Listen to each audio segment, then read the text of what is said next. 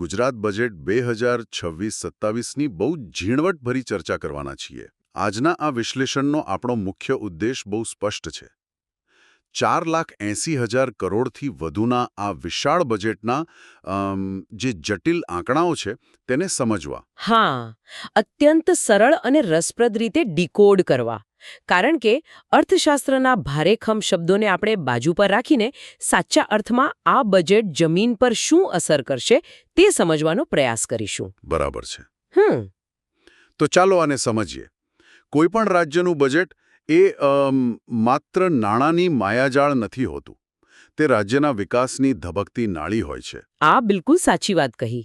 કોઈ પણ બજેટને તેના સાચા પરિપ્રેક્ષ્યમાં સમજવા માટે માત્ર તેમાં ફાળવેલા નાણાં જોવા પૂરતા નથી હોતા. પરંતુ તેની પાછળની ફિલોસોફી અને વિચારધારાને સમજવી પડે.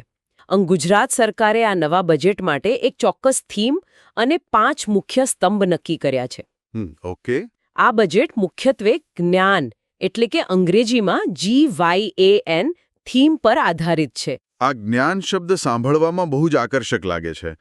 પણ સરકારી દસ્તાવેજોમાં ઘણીવાર આવા ટૂંકાક્ષરો પાછળ બહુ મોટો અર્થ છુપાયેલો હોય છે. હા, એ તો છે જ. શું આપણે આને થોડું વધારે ખોલીને સમજી શકીએ? આ શબ્દ પાછળનો ચોક્કસ અર્થ અને તેનો જમીની સ્તર પર અમલ કેવી રીતે થવાનો છે? ચોક્કસ, હું સમજાવું. અહીં જીનો અર્થ છે ગરીબ, વાય એટલે યુવા, એ એટલે અન્નદાતા એટલે કે આપણા ખેડૂતો. અચ્છા, ખેડૂતો. હા, અને એનનો અર્થ છે નારી શક્તિ. આ 4 વર્ગોને કેન્દ્રમાં રાખીને આખી નીતિ ઘડવામાં આવી છે. જો આપણે આને મોટા ચિત્ર સાથે જોડીએ તો બજેટ 5 મુખ્ય સ્તંભો પર ઊભું છે. ઓકે, 5 સ્તંભો. હા, પહેલું છે સામાજિક સુરક્ષા, જે સીધું ગરીબ અને નારી શક્તિ સાથે જોડાયેલું છે. બીજું, માનવ સંસાધન વિકાસ એટલે કે એજ્યુકેશન અને સ્કિલ્સ, જે યુવા વર્ગ માટે છે, બરાબર ને? બિલકુલ. ત્રીજું, માળખાકીય સુવિધાઓ એટલે કે ઇન્ફ્રાસ્ટ્રક્ચર. ચોથું, આર્થિક વિકાસ. અને પાંચમું છે ગ્રીન ગ્રોથ એટલે કે પર્યાવરણને અનુકૂળ વિકાસ. આ 5 સ્તંભો એકબીજા સાથે જોડાયેલા છે. ઉદાહરણ તરીકે, જો ઇન્ફ્રાસ્ટ્રક્ચર મજબૂત હશે તો આર્થિક વિકાસ થશે અને તેમાંથી જે આવક થશે તે સામાજિક સુરક્ષા પાછળ વાપરી શકાશે. આ 5 સ્તંભો અને થીમ સાંભળવામાં બહુ સારા લાગે છે. પણ આ બધું સાકાર કરવા માટે એક મજબૂત આર્થિક પાયાની જરૂર પડે. સાચી વાત.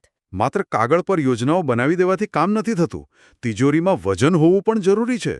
તો શું રાજ્યની આર્થિક ગતિ આ સપનાઓને ટેકો આપી શકે તેમ છે ખરી? હા, એ જોવું પડે. કારણ કે સોર્સ મટીરિયલમાં આપેલા જીડીપીના આંકડાઓ તરફ નજર કરીએ તો ચિત્ર ઘણું આશાસ્પદ લાગે છે. બિલકુલ.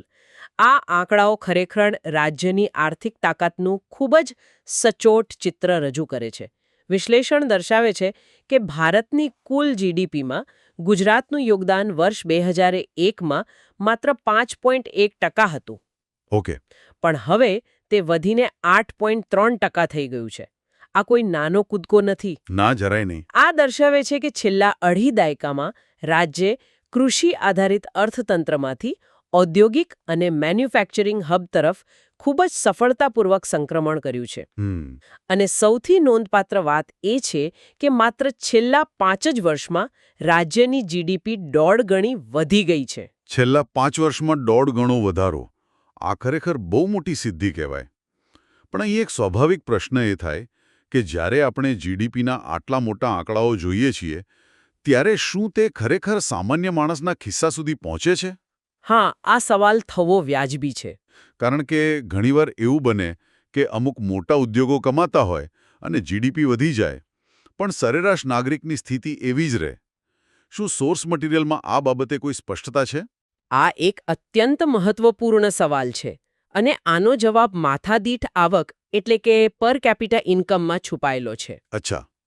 જો આપણે રાષ્ટ્રીય સરેરાશ જોઈએ તો ભારતની સરેરાશ માથાદીઠ આવક 1,88,892 રૂપિયા નોંધાઈ છે. બરાબર.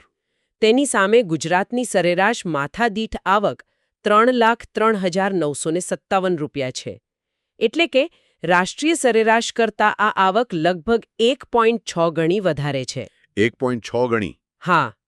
હવે માથાદીઠ આવક એ સરેરાશ છે.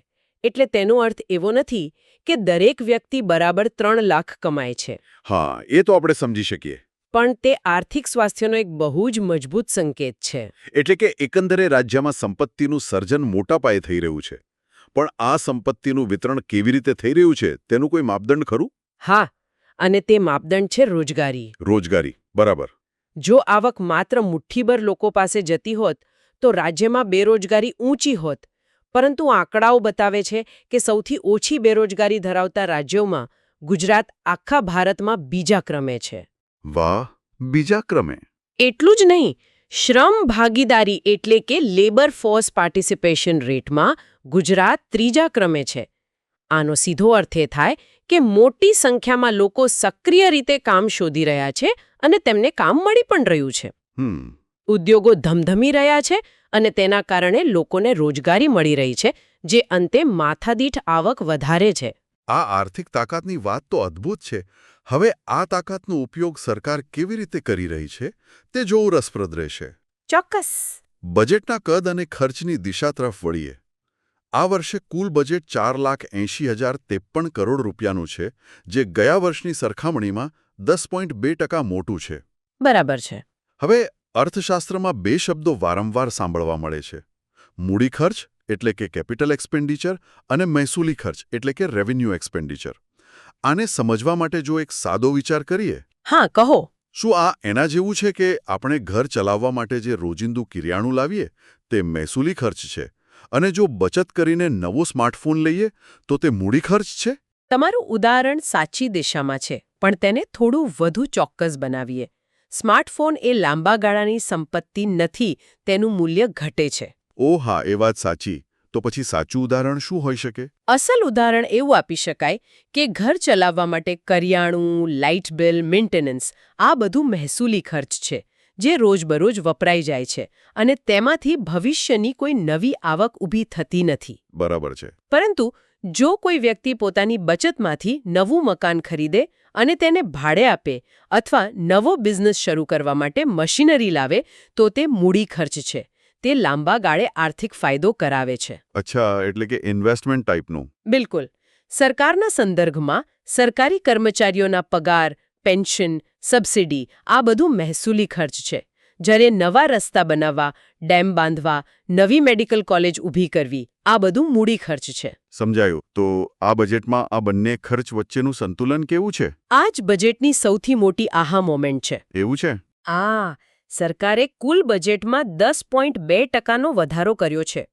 પણ આ વધારો ક્યાં થયો છે તે જોવું મહત્વનું છે. ક્યાં થયો છે? સરકારે મૂડી ખર્ચમાં 17.5%નો જંગી વધારો કર્યો છે. તેની સામે મહેસૂલી ખર્ચમાં માત્ર 6%નો જ વધારો જોવા મળ્યો છે. પણ એક મિનિટ, જો સરકાર બ્રિજ, રસ્તાઓ અને ઇમારતો પાછળ આટલા બધા પૈસા વાપરી રહી છે, તો શું રોજબરોજની સુવિધાઓ કે સરકારી યોજનાઓ માટે પૈસા ઓછા નહીં પડે? શું આનાથી સામાન્ય માણસને મુશ્કેલી ના પડે? આ એક બહુ જ વ્યાજબી શંકા છે, પરંતુ અર્થશાસ્ત્ર અલગ રીતે કામ કરે છે. જ્યારે સરકાર મૂડી ખર્ચ વધારે છે ત્યારે તેની મલ્ટીપ્લાયર ઇફેક્ટ એટલે કે બહુગુણક અસર થાય છે. ઓકે, આ મલ્ટીપ્લાયર ઇફેક્ટ એટલે શું? દાખલા તરીકે, જ્યારે નવો રસ્તો બને છે ત્યારે સિમેન્ટ અને સ્ટીલના ઉદ્યોગને ફાયદો થાય છે, મજૂરોને રોજગારી મળે છે. રસ્તો બની ગયા પછી ટ્રાન્સપોર્ટેશન ઝડપી બને છે, જેથી ફેક્ટરીઓનો ખર્ચ ઘટે છે અને વ્યાપાર વધે છે. લાંબા ગાળે આનાથી સરકારની ટેક્સની આવક વધે છે. આંકડાકીય રીતે જોઈએ તો આ બજેટમાં કુલ ખર્ચના 61% મહેસૂલી ખર્ચ છે અને 39% મૂડી ખર્ચ છે. 39% મૂડી ખર્ચ? હા. અગાઉના વર્ષોમાં આ મૂડી ખર્ચ માત્ર 30 થી 33% રહેતો હતો. તેનું ધીમે ધીમે વધીને 39% સુધી પહોંચવું એ દર્શાવે છે કે સરકાર માત્ર આજની જરૂરિયાતો પૂરી કરવા પર જ નહીં, પણ આવતીકાલના મજબૂત પાયા પર ધ્યાન આપી રહી છે. એટલે કે સરકાર ટૂંકા ગાળાના લોકપ્રિય નિર્ણયો લેવાને બદલે લાંબા ગાળાના આર્થિક સ્વાસ્થ્યને પ્રાધાન્ય આપી રહી છે. બિલકુલ સાચી વાત. પણ અહીં એક સવાલ એ થાય કે આટલા મોટા પ્રોજેક્ટ્સ માટે આટલા બધા નાણાં આવે છે ક્યાંથી? ક્યાંક એવું તો નથી ને કે ભવિષ્યના નિર્માણ માટે આપણે વર્તમાનમાં દેવાના ડુંગર નીચે દબાઈ રહ્યા છીએ? આ જ તો રાજકોષીય શિસ્ત એટલે કે ફિસ્કલ ડિસિપ્લિનનો અસલી મુદ્દો છે. એક અલગ જ ચિત્ર રજૂ કરે છે. સામાન્ય રીતે ઘણા રાજ્યો કે કેન્દ્ર સરકારના બજેટ ખાધવાળા હોય છે. એટલે કે તેમની આવક કરતાં જાવક વધુ હોય છે અને તેમણે ઘર ચલાવવા માટે પણ દેવું કરવું પડે છે. બરાબર. પરંતુ ગુજરાત સરકારનું આ બજેટ મહેસૂલી પુરાંત એટલે કે રેવન્યુ સરપ્લસ ધરાવતું બજેટ છે. આ બજેટમાં 25,587 કરોડ રૂપિયાની મહેસૂલી પુરાંત દર્શાવવામાં આવી છે. મહેસૂલી પુરાંત જો આપણા પેલા ઘરના ઉદાહરણ સાથે સરખાવીએ તો શું આનો અર્થ એવો થાય કે ઘરની નિયમિત આવકમાંથી મહિનાનો તમામ ખર્ચ કાઢ્યા પછી પણ બેંક ખાતામાં 25,000 કરોડ રૂપિયા બચે છે? હા, અને શું આ બચેલા નાણાંનો ઉપયોગ આપણે પેલા નવા મકાન કે બિઝનેસમાં એટલે કે મૂડી ખર્ચમાં કરી શકીએ? એકદમ સચોટ સમજૂતી. રોજબરોજના વહીવટી ખર્ચાઓને પહોંચી વળ્યા પછી પણ સરકાર પાસે આ વધારાની રકમ બચે છે, જેનો સીધો ઉપયોગ ઇન્ફ્રાસ્ટ્રક્ચર ઊભું કરવામાં થાય છે. ઓકે. આનાથી સરકારને બજારમાંથી ઓછી લોન લેવી પડે છે. હવે તમે જે દેવાની વાત કરી તે સમજવા માટે આપણે FRBM એક્ટને સમજવો પડે. હા, FRBM એક્ટ. આ નામ થોડું ભારેખમ લાગે છે. શું આ કોઈ કડક શિક્ષક જેવું છે જે સરકારને વધુ પડતો ખર્ચ કરતા કે મન ફાવે તેમ દેવું પડતા રોકે છે? હા, તમે તેને એક નાણાકીય શિસ્ત જાળવવા માટેના કડક નિયમોની પુસ્તિકા કહી શકો. FRBM એટલે fiscal responsibility and budget management act. બરાબર. આ કાયદો એ સુનિશ્ચિત કરે છે કે કોઈપણ સરકાર ભવિષ્યની પેઢીઓ પર અસહ્ય દેવાનો બોજ ન નાખી જાય. આ કાયદા મુજબ રાજ્યની રાજકોષીય ખાધ એટલે કે ફિસ્કલ ડેફિસિટ તેની GSDPના 3%થી ઓછી હોવી જોઈએ. તો ગુજરાતનો આંકડો શું છે? ગુજરાત સરકારે આ ખાધ માત્ર 1.97% દર્શાવી છે, જે મર્યાદા કરતાં ઘણી નીચે છે. આ તો ખાધની વાત થઈ, પણ કુલ જાહેર દેવા વિશે શું? કારણ કે જૂનું દેવું પણ તો ભેગું થતું જ હોય છે ને? એમાં પણ સ્થિતિ ખૂબ જ નિયંત્રણમાં છે. FRBM એક્ટ મુજબ રાજ્યનું કુલ જાહેર દેવું તેની GSDPના 27.1%થી વધવું ન જોઈએ. ઓકે, 27.1%. જો કોઈ રાજ્ય આ મર્યાદા વટાવી જાય તો તે ડેપ્ટ ટ્રેપ એટલે કે દેવાની જાળમાં ફસાઈ શકે છે, જ્યાં તેને જૂના દેવાનું વ્યાજ ચૂકવવા માટે નવું દેવું કરવું પડે. જે બહુ જ ખતરનાક સ્થિતિ કહેવાય. બિલકુલ. પરંતુ ગુજરાતનું જાહેર દેવું મર્યાદા કરતાં ઘણું ઓછું, માત્ર 14.7% જ છે. વાહ, અડધા જેટલું જ. હા, આનો અર્થ એ કે રાજ્ય પાસે હજુ પણ વિકાસલક્ષી કાર્યો માટે નાણાં ઊભા કરવાની વિશાળ ક્ષમતા છે. આ ઉપરાંત એક બહુ જ સારો સંકેત એ છે કે જૂના દેવા પર જે વ્યાજ ચૂકવવું પડે છે તેનો ખર્ચ ઘટીને 7.23% થયો છે. વ્યાજ દરમાં ઘટાડો થવો એટલે કે સરકારને બજારમાંથી સસ્તા દરે લોન મળી રહી છે. શું આ રોકાણકારોના સરકાર પ્રત્યેના વિશ્વાસનું પરિણામ છે? બિલકુલ. જ્યારે તમારે આર્થિક સ્થિતિ મજબૂત હોય, મહેસૂલી પુરાંત હોય અને દેવું નિયંત્રણમાં હોય, ત્યારે બેંકો અને નાણાકીય સંસ્થાઓ તમને ઓછા વ્યાજ દરે નાણાં આપવા તૈયાર થઈ જાય છે. બરાબર છે. હા, બરાબર એવું જ છે કે જો તમારો સિબિલ સ્કોર સારો હોય તો તમને સસ્તી લોન મળે. સરકારની આ રાજકોષીય શિસ્તને કારણે દર વર્ષે વ્યાજ પાછળ કરોડો રૂપિયાની બચત થાય છે, જે રકમ પાછી વિકાસના કામોમાં વપરાય છે. આ બધી આર્થિક શિસ્તની વાતો સાંભળીને અર્થતંત્રના કામકાજ વિશે એકદમ સ્પષ્ટ ચિત્ર મળે છે. હવે આપણે એવા હિસ્સા પર જઈએ જે ખરેખર બજેટનો હાર્દ છે. હા, ચોક્કસ. આ 4,80,000 કરોડ રૂપિયાનો પહાડ બને છે કેવી રીતે? એટલે કે એક રૂપિયો ક્યાંથી આવે છે અને ક્યાં જાય છે તેનો હિસાબ. હા, તો જો આપણે આવક એટલે કે રૂપિયો ક્યાંથી આવે છે તેનું વર્ગીકરણ જોઈએ તો સૌથી મોટો હિસ્સો જાહેર દેવા એટલે કે પબ્લિક ડેટમાંથી આવે છે, જે 24.7% છે. ઓકે. જો કે ટેકનિકલી દેવું એ આવક નથી, પરંતુ બજેટ ફંડિંગ માટે તેને રિસિપ્ટ તરીકે ગણવામાં આવે છે. હા, એ તો ખાતાકીય એડજસ્ટમેન્ટ છે. સાચું. જો દેવાને બાજુ પર રાખીએ તો રાજ્યની સાચી કમાણીનો સૌથી મોટો સ્ત્રોત છે GST સિવાયના રાજ્ય કરવેરા, જે 20.8% છે. અહીં એક મૂંઝવણ થાય. દેશમાં GST લાગુ થયાને વર્ષો થઈ ગયા છે. તો પછી આ GST સિવાયના કરવેરામાં કઈ વસ્તુઓ આવે છે જે રાજ્યને આટલી મોટી આવક રળી આપે છે? શું આમાં મુખ્યત્વે પેટ્રોલ અને ડીઝલ છે?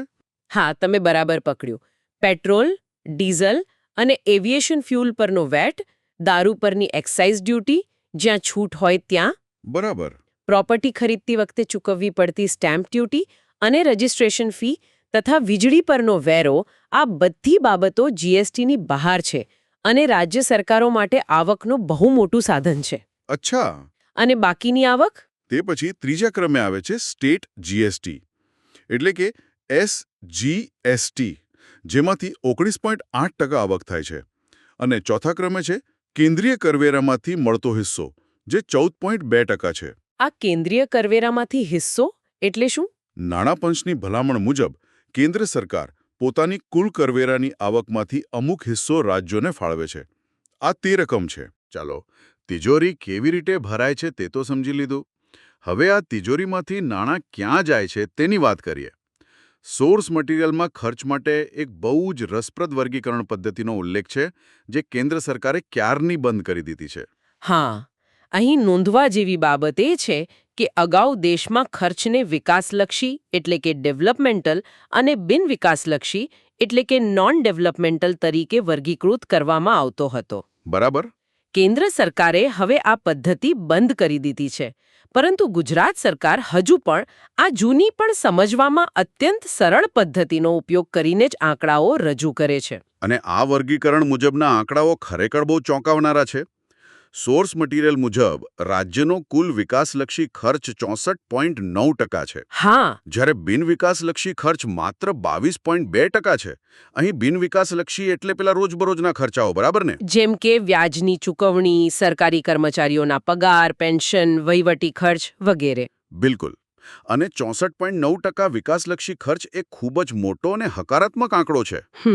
આનો સીધો અર્થ એ છે કે બજેટનો મોટો હિસ્સો સીધો લોકોના વિકાસ અને માળખાકીય સુવિધાઓમાં જઈ રહ્યો છે.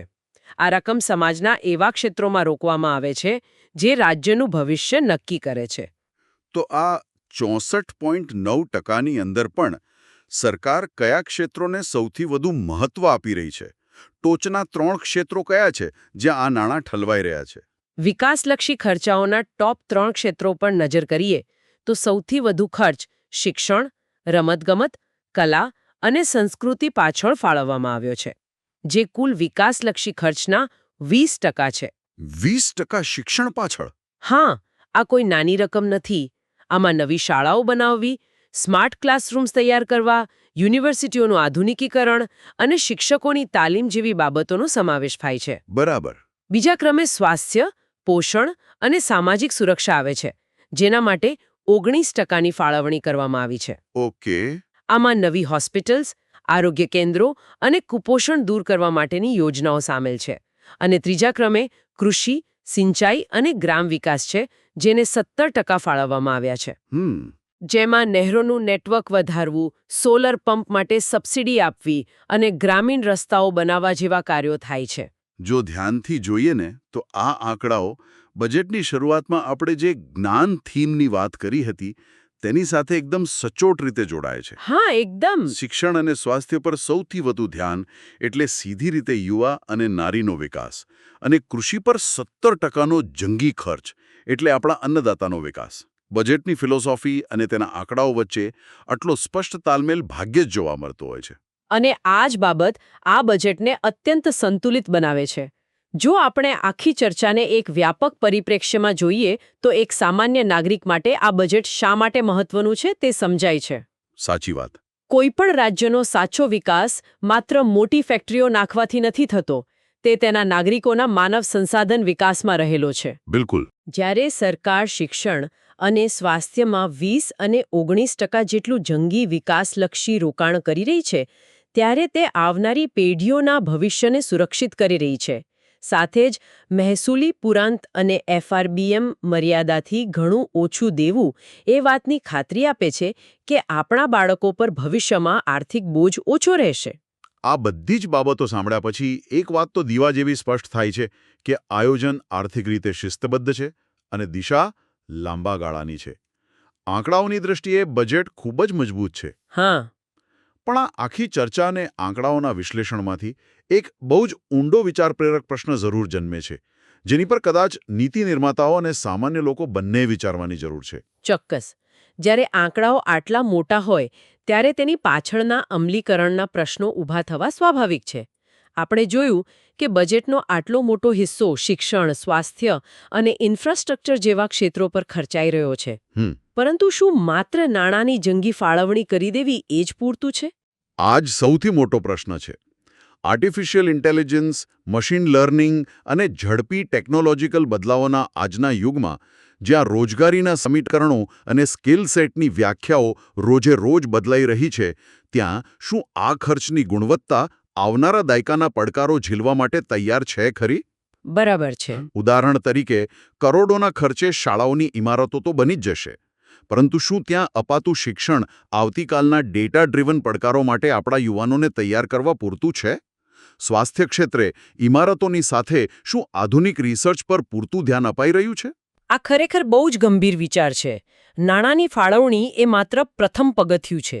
અસલી પરીક્ષા એ ફાળવાયેલા નાણાંના આઉટકમ એટલે કે પરિણામમાં રહેલી છે. સાચી વાત. ફાળવાયેલા રૂપિયાનું વહીવટી તંત્ર દ્વારા કેટલી પારદર્શિતાથી અને કેટલી ઝડપથી યોગ્ય જગ્યાએ રોકાણ થાય છે તે જ નક્કી કરશે કે આ બજેટના કાગળ પરના સુંદર આંકડાઓ જમીન પર વાસ્તવિકતામાં કેટલા પરિણમે છે. ભવિષ્યની નીતિઓ અને તેના ગુણવત્તાયુક્ત અમલીકરણ પર નજર રાખવી એટલી જ જરૂરી છે જેટલી બજેટના આંકડાઓને સમજવા. બિલકુલ. બજેટ એ માત્ર નાણામંત્રીનું ભાષણ નથી, તે આપણા સૌના ભવિષ્યનું રોકાણ છે. એકદમ સાચું.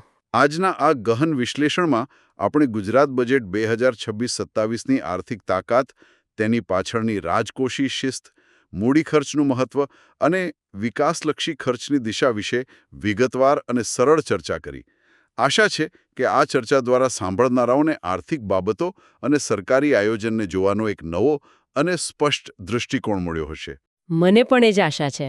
બજેટના ભારેખમ આંકડાઓ પાછળ છુપાયેલી અસલી કહાણી સમજવાની આ સફરમાં જોડાવા બદલ ખૂબ ખૂબ આભાર.